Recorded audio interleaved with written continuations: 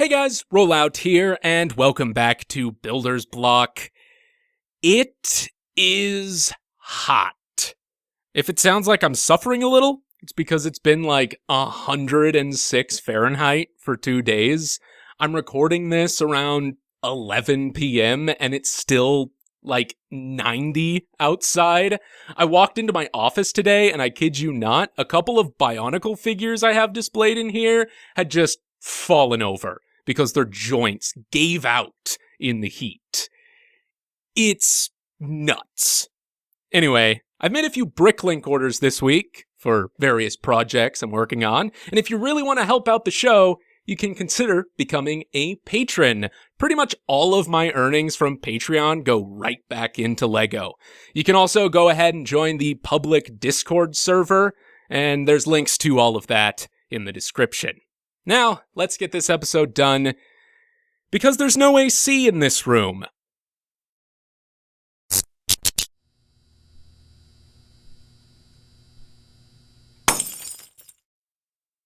At the end of last week, I built a new Transformer. She is a bat. Her name is Rosettus. And as you can see, I've built a second one. I do this for all of my Transformers so that I can have them on display in both modes, on my shelf and at conventions. And I did not have enough gold parts for this second copy. In fact, I didn't really have enough gold parts for the first copy. I had to steal all of my rounded handle elements and 1x1 plates from both mine and my roommate's Lego Voltrons. So obviously I needed to make a Bricklink order there. You can see she's also purple. Last week she was red, and that was, of course, just a placeholder. Actually, the original plan was to make her purple, but for a moment I considered making her lavender, and I want to explain why now that I pretty much consider her complete over on the right here. I think I definitely am just going to go with purple after all, because lavender isn't worth it for one reason. So on the left here is her head design. This is the design I'm going with. It's pretty simple. It's very similar to Blade Hopper, just with the plate and the slope. But I think the purple, black, and coral for her visor is just an amazing combination. On the right, this is what her head design was originally going to be, although in lavender and coral instead of red and blue. Because this ladybug element or beetle element typically just comes in red and bright light orange. However, once in a blue moon, it'll be on Bricklink in lavender. It's a very rare color. It isn't in any set. I don't know when or where it was produced, but this is apparently a thing that exists, and I humored the idea of making her lavender so that I could give her a crown like this, because this beetle element has an attachment point for a crown on top of it. I thought that was a really cool idea. Now, there were 2 of these lavender beetles on Bricklink. There wasn't a picture associated with them or anything like that, and so I messaged both of the sellers and asked them if it was legitimate, if that's the real color that the part was in that they had. One of them got back to me and said, yes, it is a rare part. It's a prototype or what have you, wherever it came from, but they assured me it was real, and then before I could buy from either of the sellers, both of them disappeared. They sold out, I guess, and for the moment, that piece, for all intents and purposes, does not exist anymore. So I think it's a goose chase there. I think it just isn't worth it. And also, I'm going to be making instructions for this Transformer, and I think using an absolute cryptid piece, using a completely mythological element, is a little unfair. So I'm just going to make her purple instead, and I think she looks great anyway, so it's not too big of a deal. In fact, I think that this crown, while it was a neat idea, is maybe a little too extravagant, so maybe this was for the best. On the next day, I just intended to build minimalist microfigures of the characters from 4S Dynazenon. This is the sequel to 4S Gridman. It just wrapped up recently, and I adore this franchise. So these are 4-plate tall depictions of the characters just based on color scheme and an association with each other. And from left to right, we have Knight, Second, Gauma, Yogomi, Yume, Koyomi, and Chisei. So here are the heroes.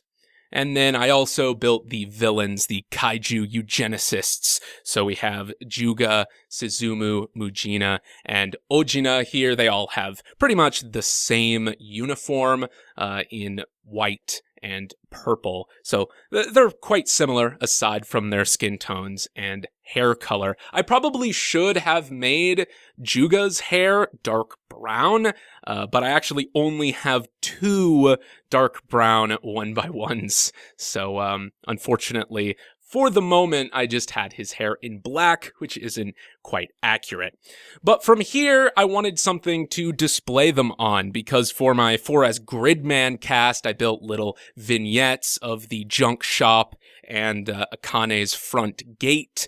And so I wanted something to display all of these microfigures on next to those Gridman vignettes. And so I built this. This is the bridge that Gauma lives under. It is a very common set piece in the show. It has a road on top of it, and so I used that detail as an opportunity to have a display base for the rest of the characters as well. So we have the Dynazenon pilots down below, Gauma in the middle underneath the bridge where he lives, and then on top we have the eugenicists and the Grid Knight Alliance as well.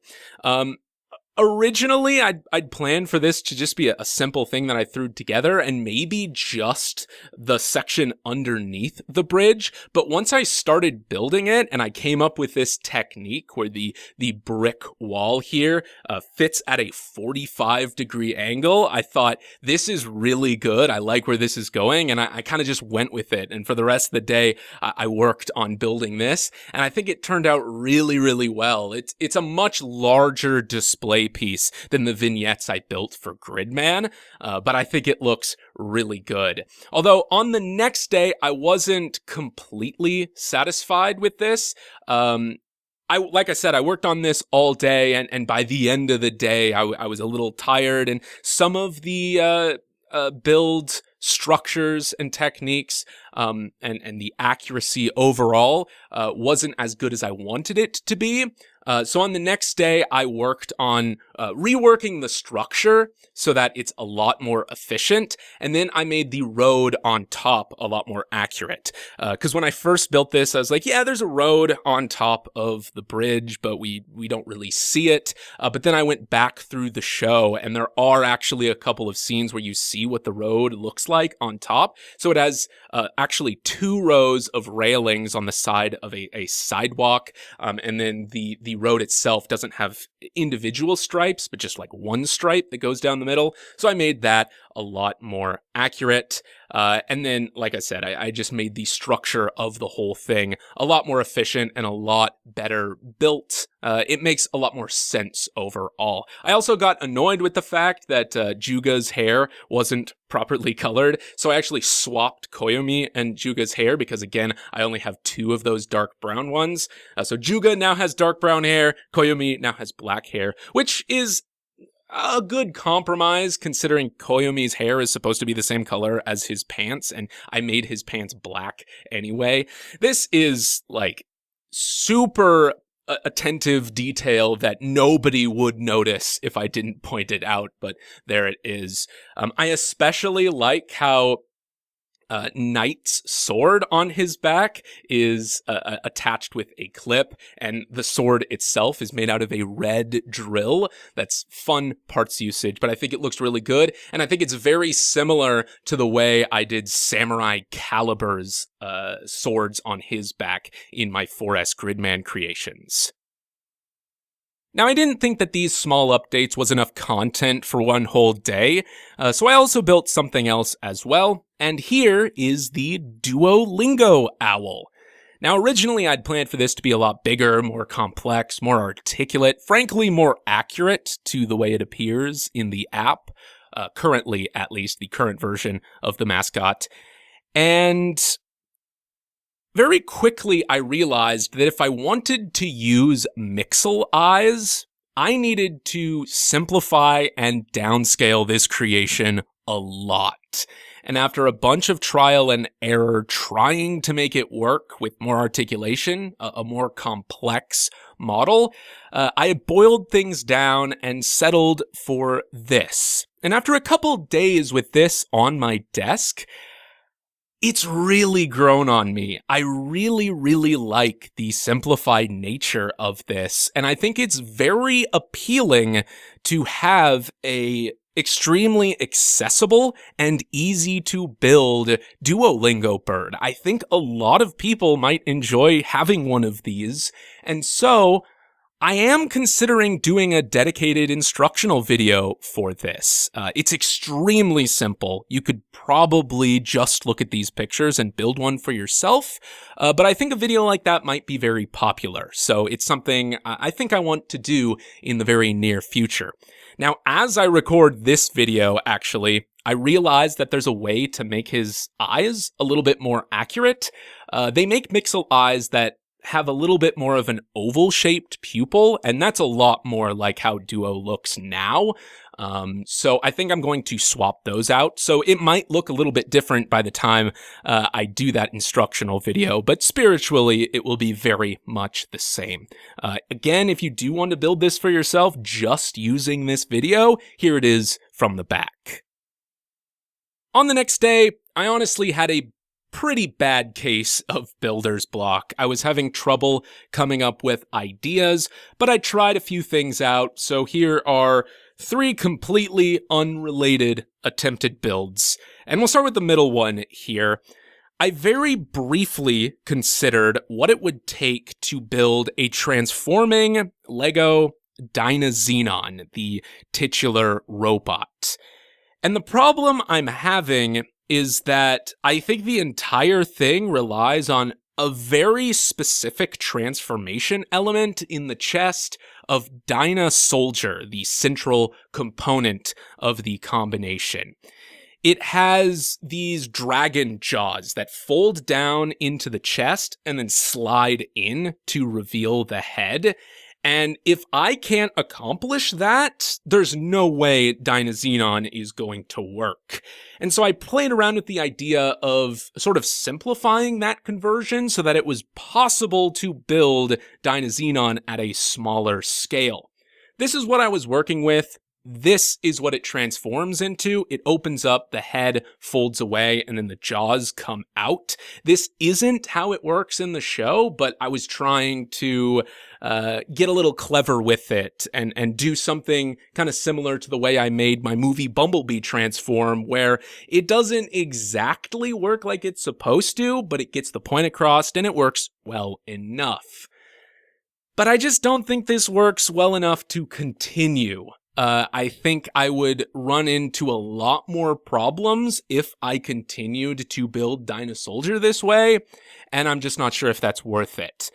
I don't think it's super possible to make a Dynazenon that I would be happy with unless it was like full scale, like the same size as the big DX transformable toy. And I just don't want to make it that big. I think for Dyna Soldier to work, it would have to be that big, and that's super daunting, and I'm just not interested in that. So I'm not sure if this is going to go anywhere. My second idea was using this book cover element and combining it with these lever pieces. And it creates something kind of cool. It has a lot of mobility. It can swing left and right in a very natural way. It's a very cool amount of articulation. This could, be like a sail or the udder of a ship or something like that. But after I had this much built, the concept was fulfilled. I just didn't want to build on top of it anymore. So I moved on to something else. The last idea I had of the day is something extremely, extremely simple. But I quickly lost interest in pursuing this the moment I realized I did not have an orange Technic ball joint, because I think that would work for this character's nose a lot better than what I have here. In the same vein of the way I've been enjoying Sugar Bear cartoons recently, very old commercials on YouTube, I've also been enjoying the old Jim Henson Wilkins coffee commercials. They are hilarious. They're a lot of fun. Obviously, Jim Henson is a genius. He's the creator of the Muppets. And there are these puppet characters called Wilkins and Wontkins, and it's extremely violent, very entertaining. But I considered building a little Wilkins and a little Wontkins, and this here in particular is Wontkins. And this was another case where I think to build them in a way that I would be happy with, I think I'd need to make them a lot bigger. And that's just a big investment for me. And I don't really want to pursue that any further. On top of that, again, not having the piece that I wanted to use for his nose was a big shot to morale. But I wanted something to discuss here. So I threw this, rough concept of a face together, a frowny face. And that's it. Yeah. This day was pretty uneventful. I tried to make things work, but I just couldn't. Fortunately, on the next day, I had a little bit of a better idea. And surprisingly enough, something I've never done is just build Lego furniture. So I wanted to give that a shot. Now, this idea is actually inspired by something that Adam Savage once said. He's famous for Mythbusters, the Tested YouTube channel. He's a prolific model maker. And he once suggested that every model maker should try building a model representation of their room or their house, the space that they live in, because it's very valuable, and you learn a lot about spatial relation by doing something like this. So instead of building it, out of styrene or cardboard, obviously my medium is Lego, and so I want to do the same thing in Lego, just build my actual bedroom. So here I have my desk, a bookshelf, and my bed. We'll start with the bookshelf here. A lot of this is very ambiguous just because of the small scale, but I gave it my best shot.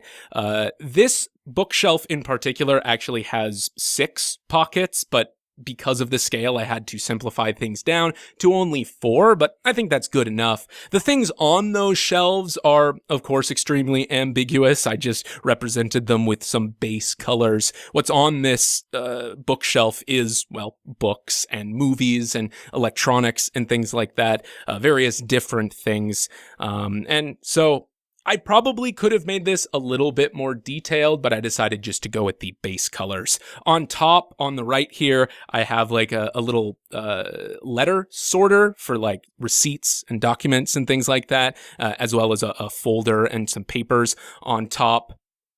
Over on the far right. And then on the left surface of this bookshelf, I like to display things that are currently on my mind, things I'm currently messing with, I want very close to me.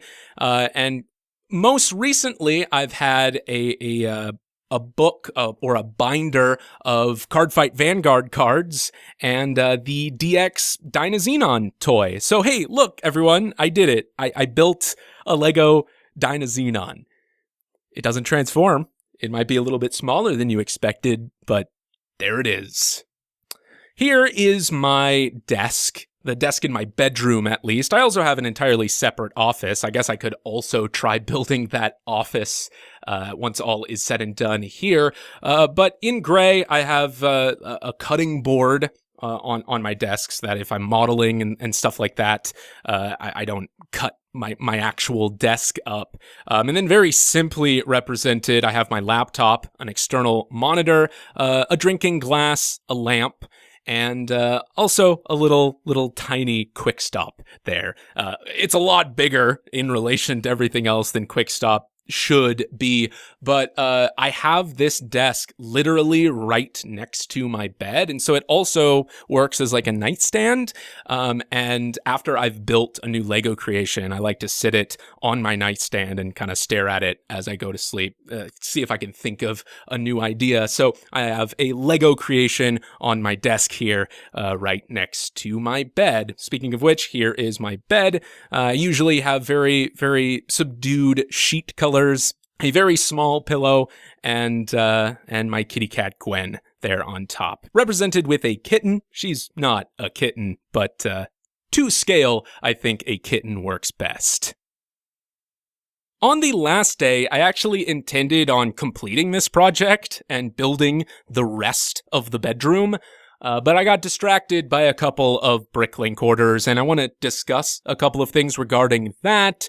So the only progress I made was a dresser with a TV on it, and that's about it.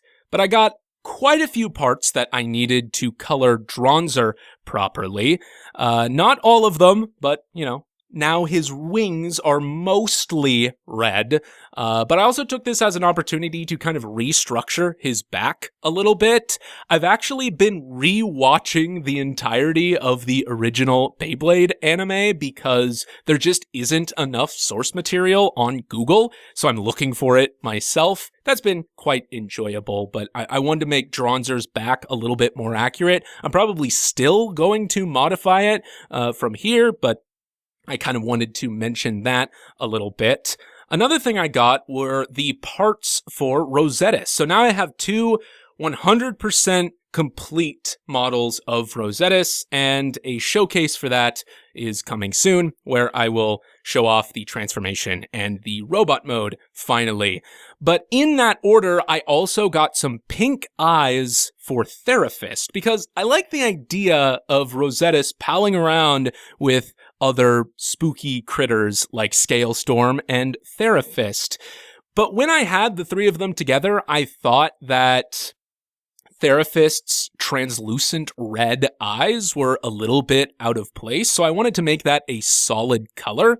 Back when I had built Therapist, I actually considered doing this, but at the time, these pink round elements were very rare, and they still only come in one set, the Beatles Yellow Submarine, but I guess they were on the Pick-a-Brick wall or something like that, or they were from Convention Lug Bulk or something, because they're a lot more common on Bricklink now. So I went ahead and got those and tried them out. I think it looks okay. I'm still kind of on the fence about it. Here he is, both in robot mode and in spider mode. And yeah, I think it looks all right, but I am curious about what you think about this. So tell me what you think in the comments, because it would be very helpful. Because while I do like this, I'm not 100% sold on it. Not sure if I want to keep it like this, because a part of me is used to the translucent red eyes. But if this is good enough, then I will keep it this way, just so that he kind of matches aesthetically with the other two a little bit better. All right, time to go cool off. But before I go lean on the air conditioner, special thanks to all of my Patreon supporters, especially my leader class patrons, Valraven, Beyond the Brick, Beta, and a new recruit, Eric. Thanks, man. Very appreciated. Until next time, this has been Rollout, signing off.